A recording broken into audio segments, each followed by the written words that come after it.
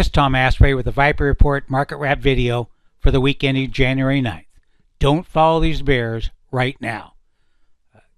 In last week's video, I took a review of the month-ending advanced decline indicators, which were all pointing higher for the long and intermediate term, and the short term could have flipped at any point, and they did last week to positive. Therefore, my tweet, if you follow my Twitter feed, ahead of the widely anticipated jobs report was that the market would close higher, and it had a good week.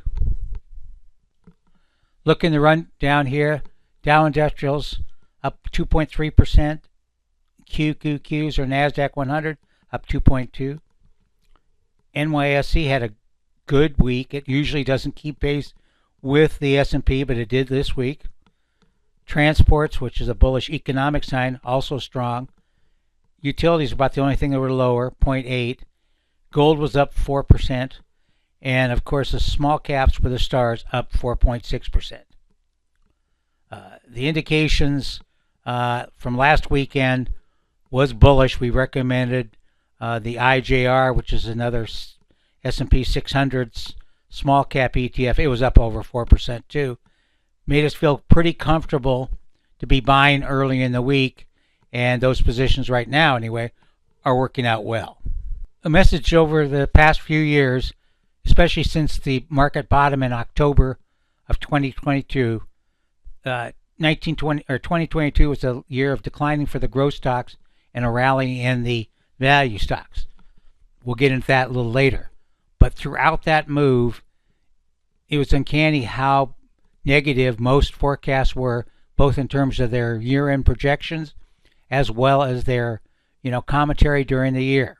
I'd written about, right during the decline here from the 2023 low, new old reasons not to buy stocks. That seemed to be the prevailing message from most on Wall Street.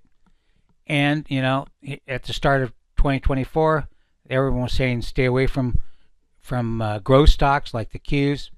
That was a bad way to go. And that's been pretty much the case. The sharp correction at the early part of last year created another good buying opportunity as the SPY closed back above its yearly pivot level and projected a new high based on the new highs from the AD lines for both the SPY and the QQQ. And of course, we've exceeded that by a wide margin. Below here, you can see the weekly S&P 500 AD line, staged a breakout here soon after the lows. We've talked about in the past about there was level of bearish sentiment was so high right here, you had to go back, a decade or two to find equal numbers. And the NYSE AD line, turned up sharply last week. It completed its bottom here, and right after that October 2023 low. Expecting higher prices at the end of the week was based on, here we have the S&P 500 AD line. It was holding above its rising moving average. At that point, it has not quite made a new high, but think it will probably in the week ahead. Here we have the VIX, which we always monitor. Basically, when it's declining, that's bullish for stocks. Typically, doesn't always work. With no signs of a rally here, that would be a negative. We see a resistance around 18. So if we get a strong close above 18, that would be more of a concern. NYSE AD long, you can see it just surged. It's been leading prices higher. That was a very good sign for the overall market and was another reason to be adding to long positions. It should be noted at this point, I've often written about the B of A Global Money Manager Survey, and this is an interim report, January 8th. Have a lot of information in these reports, but you really have to be aware of what you're looking at because some are contrary indicators and others are not. One of the best, contrary indicators I've come across in the past 20 years or so is the cash levels that these large hedge fund managers report. So I think, those surveyed control about, $550 billion worth of investments. So it is worth noting. The B of A, bull bear indicator, they recently recalculated it at 9, but you can see that that's definitely in the extremely bullish, but also the sell to extended. Part of that is based on the cash levels. My benchmarks have already been, if it's over 5.5%, look for a buying opportunity. In fact, at those October lows, I told one of my clients just that. But under 4%, that's a time to be wary, because it'll typically end up, as was the case early part of last year, when the cash levels rose dramatically during the correction into April and May, and that created a great buying opportunity. So right now they're at 3.3%. That's about as low as it gets. As you can see here, B of A cash position record low of 3.3%. Message here is, as the rally continues, you'd want to be taking profits and don't want to be probably more than 70 or 80% invested and ready to take some profits as we head into the first quarter. Lots of good chart and stock positions are showing up. These are some of the recent additions to the Viper Hot Stocks list. You can see CVCO was a new recommendation on Monday. We were fortunate we got filled right here, and it was up 3.9% just on Friday. Curtis Wright also recommended us last week. GE, we had an order to sell half up at 330, so we missed this little pullback. That's a good thing. And Newmont has been a favorite on the gold side since we added to that position again on the last pullback, still riding it. So we've been talking about the last couple of weeks. This is the measurement. We look at the IWF, IWD. So this IWF is growth, IWD is value. So you look at this ratio, you can see since that low here in 22 we just talked about, value had that as growth was declining, 22 to 23. Value was well performing.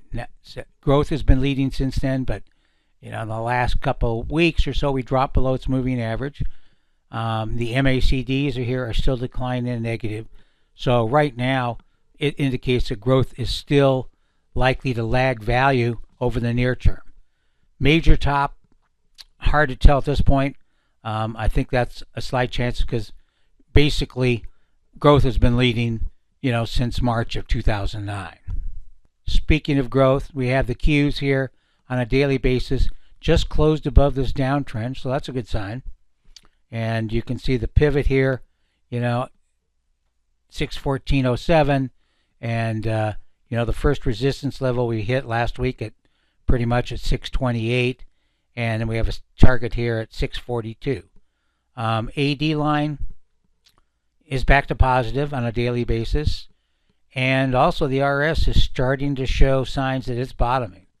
So you can see during that run from September up into November, it was a growth deal, but since then growth has been underperforming. So that looks like that decline may be about over, but currently we're favoring the leveraged S&P, but that might change in the week ahead. The weekly chart of the Qs still positive. You can see this 20-week EMA has acted as good support. Don't think we're going to get down into that over the near term, but if we do see a sharper correction in the first quarter, which, as I mentioned, the cash levels does seem likely, we expect to see warning signals from both the daily and the weekly AD lines. You can see the weekly on the Qs has turned positive, and sideways action in the weekly RS, so it's not kicked in yet in terms of favor in the growth stocks. If we look at some of the other measures, we can see that high-low analysis improved last week, somewhat on the NYSE. You can see we're back near the highs. Since the divergence here.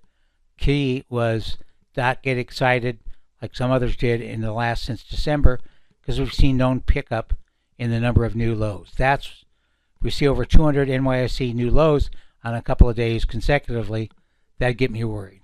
And if you look at the NASDAQ 100, it's broken its downtrend, so that's a very good sign. 276, so it's still diverging from this high we had in early October where it's over 500, but also, no warning signs yet from the new lows. 500 is the number of new lows we'd be watching for in the NASDAQ. Looking at the watch lists, number of new buy signals on a weekly basis. The iShares healthcare providers, ITB, home builders, as well as the XHB. We saw some signs last weekend that they were near a turn, so we bought into the XHB, and it was up over, I think, 12% last week. Energy also was positive.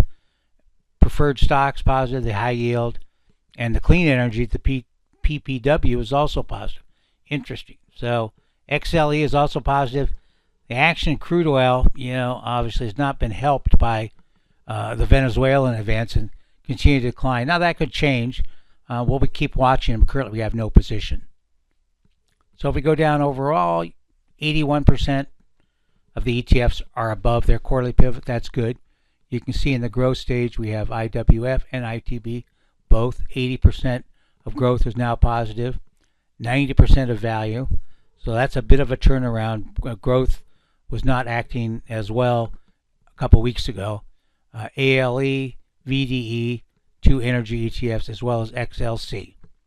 XLC was looking a little more toppy, frankly, at the start of the week, so we tightened our stops, and we're still in it, but it's got to resolve itself on the upside. Clearly, the leveraged, you shouldn't be short ETFs, and all the longs plus, TQQQ closed the week above its quarterly pivot. Lots of positive signs on the sector report. Sherwin-Williams, so a lot of value. Names Costco showed up, turned weekly DTS and 3 DTS, and closed above its quarterly pivot. Sort of a mixed bag here. We have some energy, some retail. Home Depot's also on the list here, as is. So if we go down to the breakdown, which is always the most interesting in my view, you can see, energy has dropped sharply. Is this just a rebound in the downtrend? That's the favorite opinion right now, but I'll be looking if we see a move in the RS above this peak. That would be a more bullish sign. You can see there's not Exxon Mobil daily DTS on Friday. Really don't think there's any good reason that the big oil companies will be excited about Venezuela. Though they may agree with it near term. I'll be interested to see if they actually put dollars behind it, because it doesn't make it feasible. Materials shows a nice positive trend. Okay, not a lot of green here. Industrial shows a nice uptrend. It's overextended, so it could be ready for a pullback. And if so, we'll be looking at ADP, and DE may suffer the most. Consumer discretionary is a tough one. We took off half our position and raised our price at the start of the week, but it was supposedly strong, 66.7. Starbucks, Nike, a bunch of retail stocks are in that list. Consumer staples still looks weak.